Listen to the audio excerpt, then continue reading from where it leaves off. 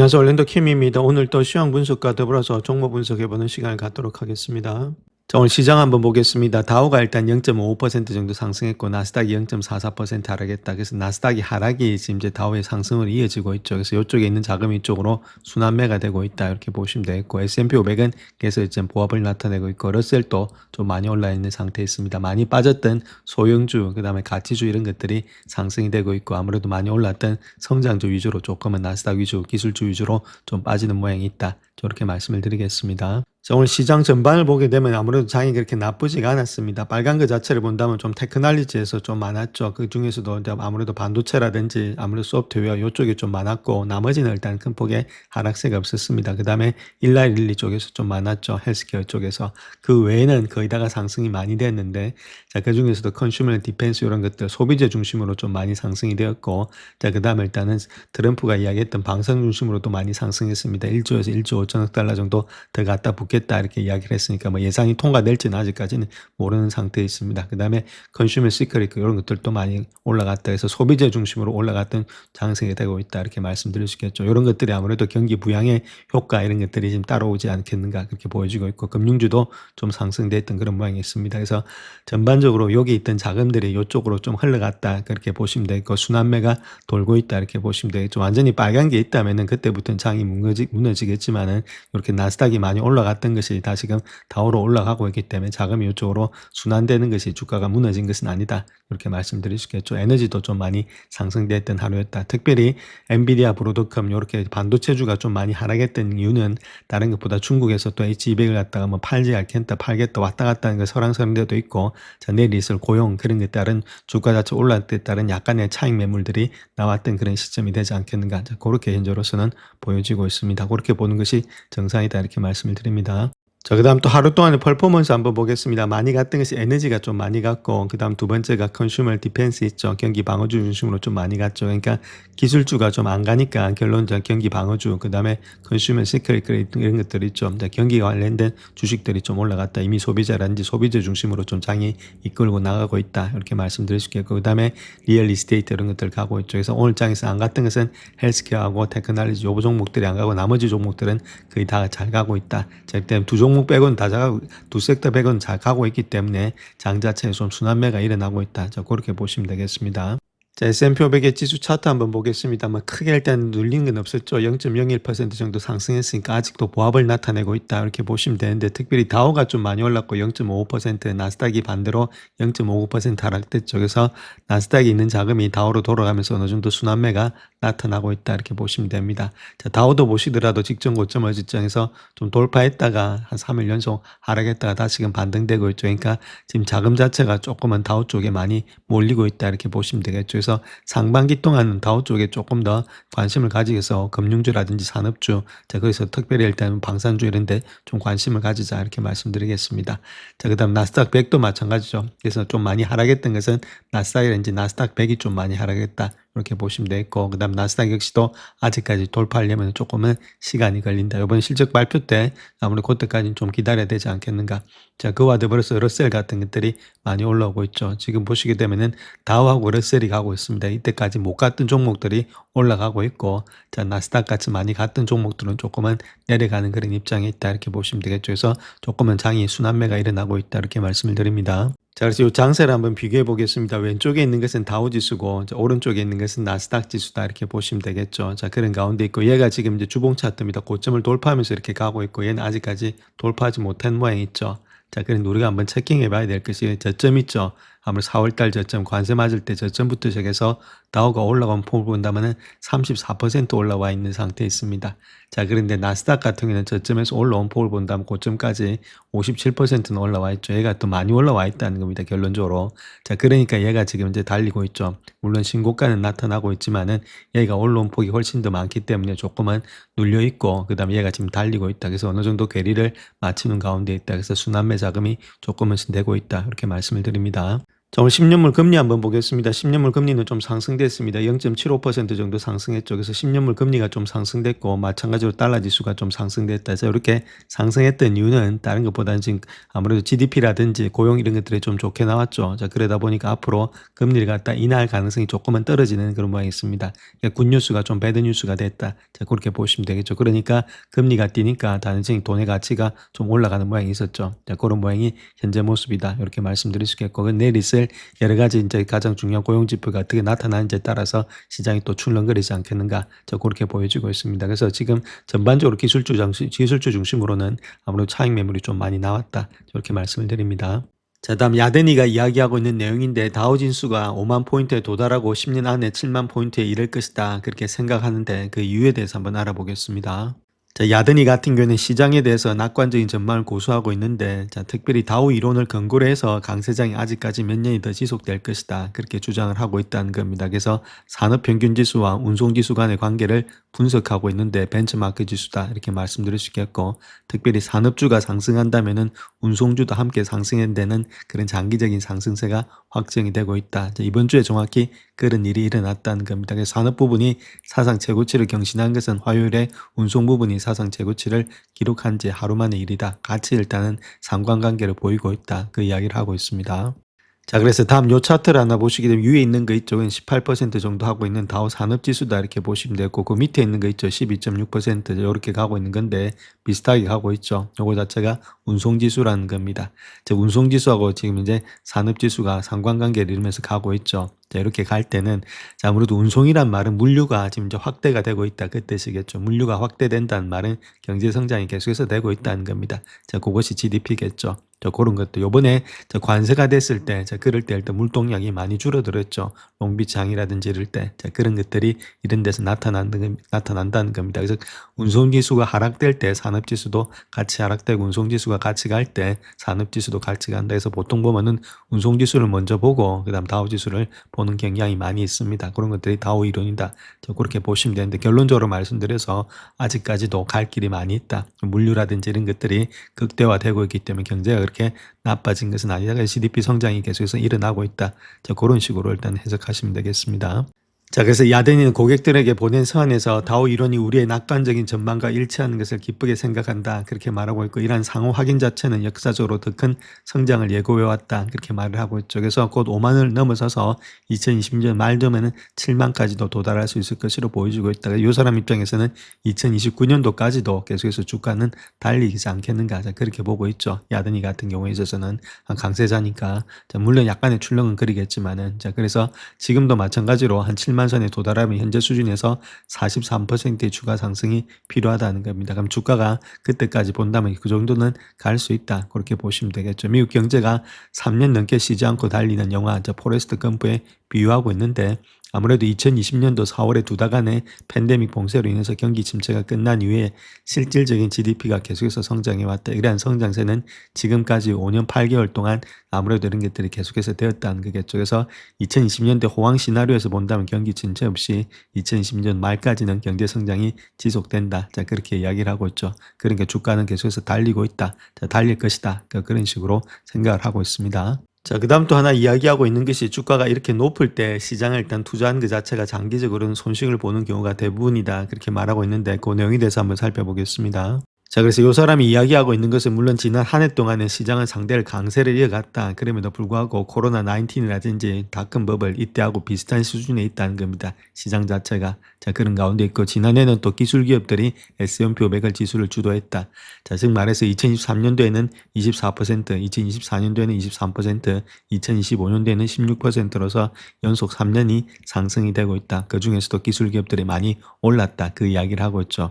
자, 그렇다면은 저렴한 주식을 찾는 사람이라면 우리가 한번 P 레이쇼에 대해서 생각해 봐야 되는데, 특별히 로버트 슐러 교수가 개발한 P 레이쇼 있죠. 요건 일단은 아무래도 인플레이션을 반영한 건데 그것이 40이나 되었다. 자, 그 다음 또 P 레이쇼를 본다면 22까지 되고 있다. 자, 그렇다면 이런 것들이 상당히 고평가되어 있는데 여기가 지금 적극적으로 주식을 투자할 때냐? 자, 그 이야기를 하고 있죠. 그래서 장기적인 미래가 그다지 밝지 않다. 지금 현재 가격 대비해서 우리가 수익을 얻을 수 있는 것이 일리는 있다. 이렇게 보시면 되겠고, 제가 보는 관점은 그래서 기술주는 조금은 아무래도 지금 이제 여기서부터는 적극적으로 투자하기는 힘들고, 기술주 아닌 종목들이 있죠. 그래서 소비주, 금융주 이렇게 빠졌던 것들, 자, 그런 것들 중심으로 지금은 갈 가능성이 있다. 상반기 동안은 저 같은 건 그렇게 현재로서는 보고 있습니다. 자, 그래서 이거 자체가 지금 주가 폭락을 예고하는 적색 경고는 아니다. 자, 그럼에도 불구하고 시장이 고평가되어 있다는 황색 경고다. 그렇게 말을 하고 있죠. 자, 그런 가운데 있기 때문에 시장 가치가 연말에 40을 넘게 되면은 향후 10년간의 인플레이션을 고려했을 때 수익률이 역사적으로 0에 가깝다. 그 이야기를 하고 있습니다. 또한 마찬가지로 지금 실러 P 레이쇼가 40인 경우가 10년간의 평균 이상의 수익률을 한 번도 기록한 적은 한 번도 없다. 수익률을 기록한 적이 그만큼 높게 형성이 되어 있다는 겁니다. 자, 그것이 나쁜 소식이라는 거고, 지금은 다행인 점은 미국을 제외한 대부분의 시장 자체가 저렴하거나 매우 저렴하게 돼 있다. 이렇게 말하고 있고, 특별히 미국 내에서도 가치주, 중소형주 이런 것들이 고가의 대형주보다는 훨씬 더 좋은 투자 기회를 제공하고 있다. 그 이야기를 하고 있죠. 그래서 가치주라든지 아니면 중소형주 이쪽에 일단 우리가 좀 초점을 맞추자. 자, 그 이야기를 하고 있습니다. 자, 그렇다면 신뢰로 일단 들어서 P 레이쇼 있죠. 신뢰 P 레이쇼가 지금 40이 넘어가고 있는데, 40이 넘어가는 이유는 다른 게 아니라 약 12개에서 20개 종목 이 안에서 비롯된다. 이렇게 말하고 있죠. 그래서 올라가는 종목 팔란티어라든지 테슬라 이렇게 고평가되어 있는 종목이 지금 밸류에이션을 높게 형성이 되고 있다. 자, 그 이야기를 하고 있습니다. 그렇기 때문에 상위 비중을 차지하는 종목 외에도 더 나은 투자 수익률을 기대할 수 있는 종목들이 많이 있다는 겁니다. 그래서 2010년도에는 뛰어난 성과를 내려면 분산 투자가 핵심이 돼야 된다. 자, 그 이야기를 하고 있고, 그래서 소형주처럼 중간가보다 낮은 가치평가를 받는 종목들을 보유해야 되지 않겠는가. 자, 그 이야기를 하고 있죠. 일리가 있는 이야기다. 이렇게 보시면 되겠고, 자, 그럼에도 불구하고 기업 가치가 크게 우려할 만한 수준은 아니다. 이것도 맞는 말이죠. 즉 말해서 좀 합리적으로 보인다. 자, EPS 22배 정도 된다는 것은 결코 저렴한 수준은 아니지만은 EPS 성장률이 긍정적이라면 과거 실적에서 이러한 수준의 수익률은 존재하지 않는다. 그래서 EPS 성장률이 있기 때문에, 성장률이 없으면은 아무래도 이런 것들의 22배가 지금 이제 고평가되어 있다 이렇게 볼 수 있겠지만, EPS 성장률이 있다는 거죠.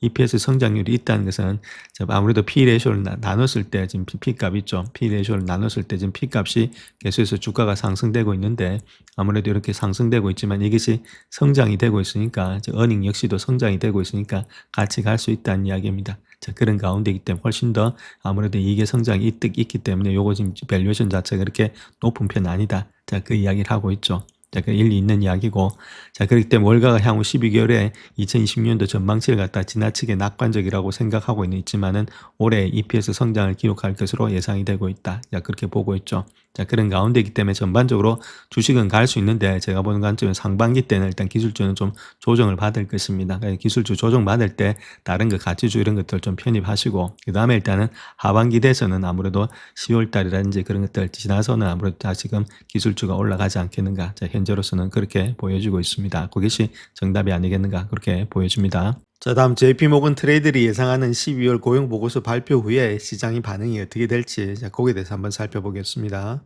자, 그래서 결론적으로 본다면 아무래도 증시는 소폭 상승할 것으로 예상이 되고 있다. 그렇게 말하고 있고, 비농업 고용 보고서에서는 실업률, 그다음 노동시장의 회복 규모, 근로자의 임금 상승폭 이런 데에 대한 정보를 담고 있는데, 자, 아무래도 이달 말에 예정된 연준의 금리 결정에도 영향을 미치기 때문에 상당히 중요하다. 그 이야기를 하고 있고, 자, 특별히 대부분의 경제학자들 입장에서는 일자리 증가폭이 5만 4천 개라서 11월 달에 6만 4천 개보다는 약간 감소했을 가능성이 있다. 실업률 역시도 4.6에서 4.5%로서 소폭 하락할 것으로 전망이 되고 있다. 자, 그때 일자리 증가폭이 하락했다는 말은 금리를 갖다가 조금 내릴 수 있다. 그 이야기를 하고 있죠. 그러면 신지에는 좋게 일단 배드 뉴스가 굿 뉴스로 작용이 될 수 있다. 자, 그렇게 이야기를 하고 있고, 여러 가지 시나리오를 제시하고 있는데, JP모건 같은 경우에 있어서는 지난달에 미국에서 7만 5천 개 일자리가 추가되고 있고, 실업률은 4.6%로 변동이 없을 것이다. 자, 그런 식으로 이야기를 하고 있습니다. 자, 그래서 시나리오를 봤을 때는 10만 5천 개 이상의 일자리가 창출됐다. 그렇게 했을 때는 0.5에서 1% 정도 하락할 확률이 5% 정도 되고 있다. 이렇게 말하고 있고, 이렇게 될 확률은 거의 없겠죠. 근데 7만 5천 개에서 10만 개. 자, 그렇게 했을 때는 2.5에서 1% 정도 상승하지 않겠는가. 자, 그렇게 보여주고 있고, 3만 5천 개에서 7만 5천 개일 때는 한 0.2에서 0.75 한 요 정도가 되지 않겠는가. 자, 그렇게 볼 수 있겠죠. 그래서 감소폭이 3만 5천 개 사이일 때는 0.5% 상승해서 상승할 수 있다. 이렇게 말씀드릴 수 있겠죠. 그래서 요 정도 폭에 일단 약간의 상승은 있을 수가 있다. 이렇게 말씀을 드립니다. 전 현재 시장 자체가 대부분의 판결을 앞두고 약간의 고조가 되고 있는 거 아니겠는가. 자, 그렇게도 볼 수 있습니다. 현재 대부분의 판결을 보게 되면 아무래도 이러면은 금요일에 나올 예정에 있다는 겁니다. 그래서 시장이 판결에 큰 관심을 보이고 있고, 베센트 같은 경우는 연준의 추가 금리 인하를 촉구하면서 경제 성장을 크게 촉진할 것이다. 그렇게 말을 하고 있죠. 자, 특별히 베센트가 미네소타 경제클럽에서 이야기했던 내용은 전략적인 관세 정책이 국내 기업들에게 미국에 직접 주도하도록 장려했다. 그리고 기업의 지도자들이 대통령 요청에 따라서 미국의 노동자를 고용하고 공장을 짓고 있다. 그렇게 이야기를 하고 있죠. 약간씩 이걸 통해서 좀 대부분을 좀 압박하는 가운데 있죠. 그래서 아무래도 만약에 잘못 나왔을 경우에는 시장은 약간은 또 출렁거릴 수는 있다. 이렇게 말씀을 드립니다. 자, 현재 그 상황들을 한번 보시게 되면 하급 법원들은 트럼프가 1977년도 국제비상경제권화법을 이용해서 여러 국가에 대한 관세를 정당화하는 것 자체가 권한을 넘어선 행위다. 자, 그렇게 판단하고 있고, 자, 그럼에도 불구하고 행정부 고위관리들의 입장에서는 대부분이 백악관에게 유리한 판결을 내릴 것이다. 그렇게 확신하는 입장을 표현하고 있지만은 예측시장, 뭐 폴리마켓이라든지 칼치 이런 데서는 반대의 가능성이 더 높다. 이렇게 보고 있죠. 반대될 가능성이 상당히 높다는 겁니다. 자, 만약에 그렇게 트럼프에게 패소 판결을 내리면은 트럼프 행정부는 다른 관세 관련해 권한을 활용할 수 있다. 그렇게 말하고 있죠. 그것이 무역법 1974년도 301조, 122조, 자, 그리고 무역확정법 232조에 따른 권한을 포함해서 여러 선택지를 가지고 있다. 자, 그렇게 현재로서는 이야기를 하고 있습니다. 자, 그렇다면 관세를 무효하는 판결이 나오게 되면은 관세 영향을 받는 주식들, 예를 들어서 뭐 소매업 이런 것들은 단기적인 반등이 일어날 수가 있는데, 자, 그럼에도 불구하고 결국은 관세가 앞으로도 계속 존재할 것이다. 그런 현실에 의해서 상쇄가 된다는 거겠죠. 여러 가지 뭐 썰들이 있는데, 자, 그렇게 됐을 때 출렁거리다가 또다시 좀 불확실성이 되지 않겠는가, 이런 것들을 다시금 만들어서 관세를 부과하기 위해서는, 자, 그렇다면 시일이 좀 걸리겠고, 여러 가지 이제 수를 해는 뭐 코스코라든지 이런 회사에서 수를 해놨기 때문에 그게 또 소송 절차라든지 그런 것들이 또 까다로워질 수 있다. 그래서 아무래도 시장이 좀 불확실성은 확장이 될 수가 있다. 자, 그렇게 말하고 있고, 자, 그다음 베센트는 계속해서 일단 금리 인하에 대해서 촉구를 하고 있다는 거겠죠. 계속되는 모든 모양이 있어서 금리 인하를 본다면은 강력한 경제 성장을 위해서 필요한 유일한 요소다. 자, 그렇게 말하면서 자, 돈을 풀려는 그런 입장에 있다. 저 그렇게 베센트가 계속해서 강조를 하고 있다. 이렇게 말씀드립니다. 자, 다음 요 차트를 하나 보시게 되면 요건 일단 골드만삭스 차트다 이렇게 말씀을 드릴 수 있는데, 요거는 S&P 500의 지금 프라이스 리턴이 어떻게 되고 있는지 애널라이즈 한 겁니다. 그래서 1990년대부터 시작해서 2000년대 있죠. 저 그때를 본다면은 아무래도 S&P 500의 리턴이 이렇게 됐을 때 어닝이 차지하는 것이 한 요 정도 됐다. 즉 말해서 한 10%, 그 다음 밸류에이션 차지하는 것이 한 5% 됐다. 이렇게 보시면 되겠죠. 자, 그런 가운데이기 때문에 거의 3분의 1 이상이 한 밸류에이션이 차지했다는 겁니다. 그로 인해서 이제 어닝보다는 이쪽이 훨씬 더 많았다는 거겠죠. 자, 근데 거품이 많이 끼었을 수가 있는데, 자, 2020년부터 시작해서 2025년도 사이를 본다면 아무래도 지금 이 정도가 뭐 비슷하진 않는데, 그래도 한 13% 정도 갔을 때 이익이 많이 차지하고 있다는 겁니다. 어닝 자체가. 지금 어닝이 훨씬 더 밸류에이션보다는 많이 차지된 그런 입장에 있다는 거겠죠. 그래서 90년대 이후부터 시작해서는 8% 정도가 기업이 이익이고 한 9%의 수익률 중에는 1%만 지금 밸류에이션밖에 안 된다. 그래서 기업의 이익이 그만큼 많이 차지하고 있는 것이 현재 모습이다. 이렇게 말씀을 드릴 수 있겠죠. 그래서 2025년도를 예를 들어 보면은 한 18% 정도 이익이 나타나고 있는데 14%가 아무래도 기업의 이익이다. 이렇게 보시면 되겠고, 나머지가 일단 보게 되면 밸류에이션, 자, 그 다음에 어떤 뭐 디비덴드 배당이라든지 그런 것들이 있겠죠. 또 2010년도도 마찬가지입니다. 지금 현재 11% 정도가 22% 중에서 11% 정도가 기업의 이익이고, 그 다음 나머지는 아무래도 배당이 되지 않겠는가 그렇게 보여주고 있죠. 자, 그런 가운데 이때 물론 이렇게 이익이 계속해서 증가되고 있기 때문에 주가의 상승은 여력은 있다. 이렇게 말씀을 드릴 수 있겠고, 그래서 밸류에이션보다는 이익에 더욱더 많이 이렇게 가치를 부여하고 있는 것이 현재 시장이다. 자, 그런 식으로 이야기를 하고 있습니다. 자, 현재 트럼프가 미국의 주택 구매자들을 위해서 뭐 젊은 층이겠죠. 그래서 지금 기관 투자가들이 미국 주택을 갖다 구매하지 못하도록 이야기하고 있는데, 실질적으로 기관 투자가들이 차지하는 비율은 1%밖에 안 된다는 거겠죠. 자, 그런 가운데 있다면 이런 것들을 해봤자 아무 소용이 없다는 겁니다. 결론적으로 집을 많이 지어야 되는데, 자, 그렇게 하기가 쉽지가 않죠. 자, 그렇기 때문에 이런 정책이 그렇게 먹히진 않는다. 이렇게 말씀을 드립니다. 자, 다음 암호화폐에 대해서 트럼프 일가가 상당히 일단 애를 쓰고 있는데, 그 내용을 한번 보겠습니다. 트럼프 일가의 대표적인 암호화폐 벤처 기업인 월드 리버티 파이낸셜, 여기서 자사 계열사 중에 하나가 통화감독청에다가 전국은행에 허가를 신청했다. 그렇게 말하고 있죠. 근데 주류 금융시장에 대한 접근성을 확대하려는 암호화폐 기업들의 움직임에 동참을 하고 있다. 그렇게 말을 하고 있습니다. 그래서 은행업을 해서 아무래도 지금 어디다 투자하느냐, 그 돈을 가지고 암호화폐 투자해서 암호화폐를 끌어내겠다. 지금 계속해서 주가를 올리겠다. 그 이야기를 하고 있습니다. 자, 오늘 실업 청구 건수가 나왔는데, 자, 그 차이를 보게 되면 그게 뭐 약간의 일단 신규 실업 청구 건수와 지금 계속 실업 청구 건수가 약간 혼조세는 있었음에도 불구하고 큰 차이는 없었고, 과거 5개년치를 본다면은 지금은 이제 크게 큰 폭의 사람들은 많이 바이를 하지 않고 있다는 거겠죠. 해고는 그렇게 많지가 않다. 자, 그렇게 우리가 보시면 되겠습니다. 그래서 요걸 가지고 지금 이제 고용을 갖다 논하기는 조금 힘들다. 이렇게 말씀을 드립니다. 자, 현재 해고도 잘 안 되지만은 그와 더불어서 지금 이제 잡을 찾는 것도 상당히 힘들다는 겁니다. 지금 이제 만약에 오늘 로스트를 했다면 잡을 했을 때 다음 3개월 동안 잡을 찾을 확률은 지금 40%밖에 안 된다는 거죠. 자, 그만큼 일단 이렇게 잡 찾기가 힘든 모양이 있는 것이 현재 고용시장이다 이렇게 말씀드립니다. 자, 오늘 예측되는 GDP가 나왔는데 거의 5.45% 즉 5.5%까지 뛰었다는 겁니다. 한 2.68%에서 상당히 많이 뛰었죠. 여기서 일단 시작해서 여기까지 뛰었으니까. 자, 그렇다면 이렇게 뛰었던 이유가 어디 있느냐? 자, 그렇게 했을 때는 보시게 되면 컨슈머 스펜딩이 있죠. 그 부분이 한 2.07% 되고 있고, 그 다음에 넷 엑스포트, 수출이 한 1.97 정도 되고 있다. 자, 그만큼 일단 소비 부분에서 좀 많은 부분을 차지하고 있다. 자, 그런 식으로 이야기를 하고 있습니다. 자, 다음은 에울코어 ISI가 선정한 2020년도 최고 투자 종목에 대해서 한번 알아보겠습니다. 자, 그래서 그 종목들 한번 보겠습니다. 종목들 보시면 엠퍼널이 있고, 그 다음 티모빌 있고, 엔비디아, 그 다음에 CBS, 마이크로소프트, 월마트, 그 다음 라이브 네이션 엔터테인먼트, 익스피디아, 델타 이렇게 있죠. 근데 여기서 봐야 될 것이 우리가 업종을 좀 봐야 됩니다. 업종을 보시게 되면 티모빌 소비주죠. 그 다음 CBS 소비주, 자, 그 다음 또 월마트 소비주, 그 다음에 지금 익스피디아 소비주, 델타도 소비주죠. 한 5개가 다 소비주라는 겁니다. 자, 그러니까 요런 데 일단 집중을 하고 있다는 거죠. 기술주보다는 이쪽에 현재 계속해서 집중하고 있는 것이 선수들의 입장이다. 이렇게 말씀을 드립니다. 자, 델타항공 같은 경우에는 강력한 여행 트렌드 속에서 수익성 개선을 위해서 움직임을 보이고 있는 회사다. 그렇게 말을 하고 있고, 특별히 합리적인 공급량의 배분, 프리미엄의 공급 브랜드로서 입지에 강력한 아멕스의 로열티 프로그램 이런 것들을 관계로 바탕으로 수익성 극대화를 계속해서 해나가고 있다. 그렇게 말을 하고 있죠.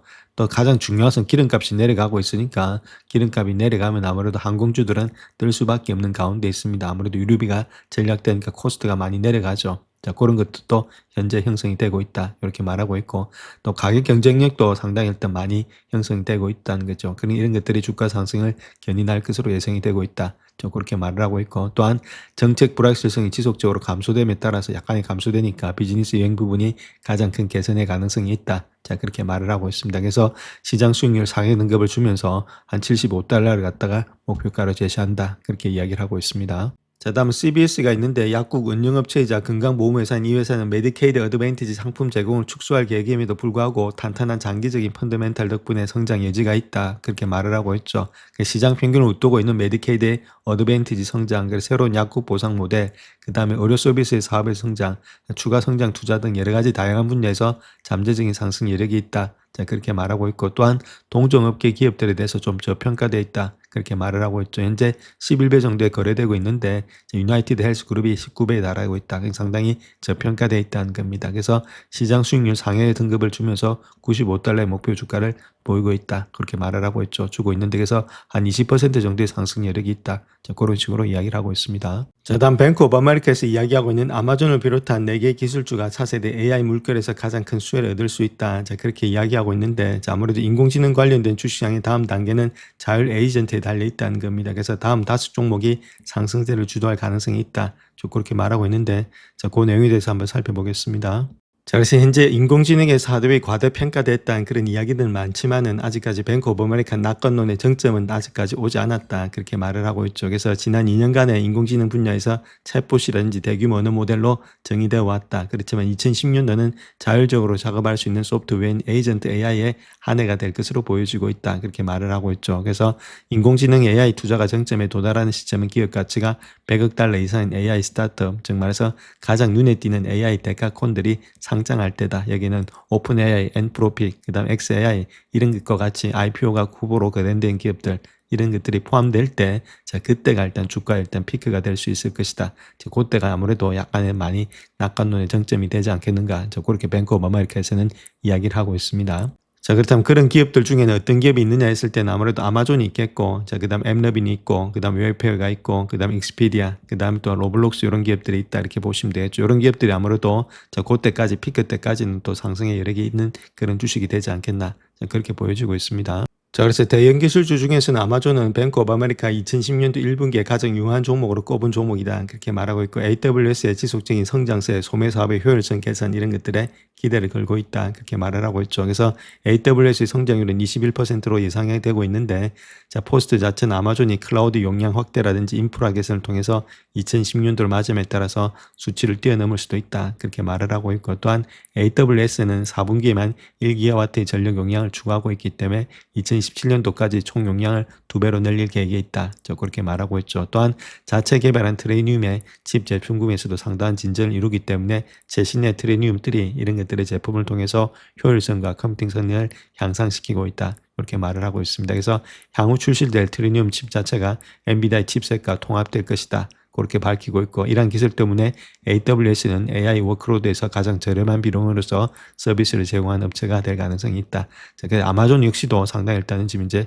상승의 여력이 있다. 이렇게 말씀드립니다. 자, 그와 더불어서 소매 사업 부분에서도 아마존은 광고 투자 확대, 재고 관리 개선, 로봇 도입이라든지 인력 감축을 통해서 마진 성장을 견인하고 있다. 자, 그렇게 이야기를 하고 있고 100만 대가 넘는 로봇과 더욱더 효율적인 물류 허브를 보유한 아마존의 소매 마진 이런 것들이 2025년도에는 6.1%에서 2017년도에는 8.3%로 확대될 것으로 예상이 되고 있다. 좀 그렇게 말을 하고 있죠. 또한 아마존의 소매라든지 클라우드 사업에 있어서는 에이전트 기반의 상거래를 위한 기본의 인프라로서 입지를 구축하고 있다. 좀 그렇게 말을 하고 있고 특별히 프라임 서비스를 통해서 전자상거래 시장의 40% 이상의 점유율을 가지고 있다는 점, 현재 쇼핑의 추천이라든지 가격 추천 기능을 제공하는 아마존 AI의 루퍼스는 향후에 완전한 에이전트 기능을 제공하도록 업그레이드가 되고 있다. 자, 이런 것들이 아무래도 다른 것보다는 더욱더 많이 강점이 되겠죠. 그래서 2010년도는 아마존과 오픈 AI 간의 에이전트 기반의 쇼핑 관련 계약 가능성이 있다. 그렇게 말하고 있고 이런 계약에는 광고 수익 분배 방식이 포함될 가능성이 높다.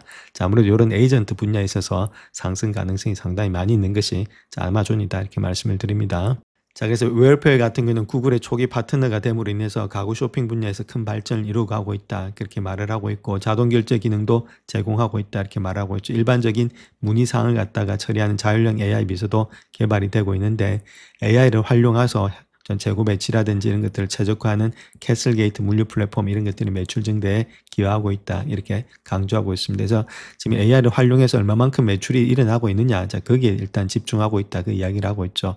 또한 여행 자체에서도 2020년도에는 에이전트형 AI 이런 것들이 핵심 격전지가 될 것으로 예측이 되고 있는데 자, 여행에는 여러 단계를 거치는 계획 과정이 포함되어 있기 때문에 관련 업체들이 자동화 경쟁을 많이 벌이고 있다는 겁니다. 거기서 익스피디아 같은 경우는 기존의 예약 사이트에서 새로운 AI 여행의 에이전트를 위한 인프라 제공을 하는 그런 성공적으로 전환이 되고 있다. 이런 인프라 제공 업체로서 그래서 오픈 AI라든지 챗GPT 앱 개발의 파트너십과 구글의 제미나이를 활용한 에이전트형 AI 예약의 서비스 구축을 예로 들고 있다. 그래서 이런 것들이 접목이 되고 있느냐. 자, 거기에 따라서 주가가 움직이고 있다. 이렇게 말을 하고 있죠. 그래서 사람들이 AI를 이용해서 쇼핑하고 여행을 예약하는 경우가 늘어남에 따라서 인터넷 트래픽이 감소할 것이라는 뱅크 오브 아메리카의 전망이 되고 있는데 제 개방형의 웹상의 광고는 노출조가 낮아진다는 것을 의미하고 있고 따라서 광고주들은 플랫폼 소유자가 컨텐츠를 통제하는 폐쇄형 온라인 생태계인 월드가든으로 광고비를 옮겨가고 있다. 자, 그런 식으로 이야기를 하고 있습니다. 자, 그 다음 또 봐야 될 종목이 엠러빈이다 이렇게 보면 되는데 모바일 게임 업계에서 입지라든지 전자상거래 확장 덕분에 이러한 업계의 역풍으로부터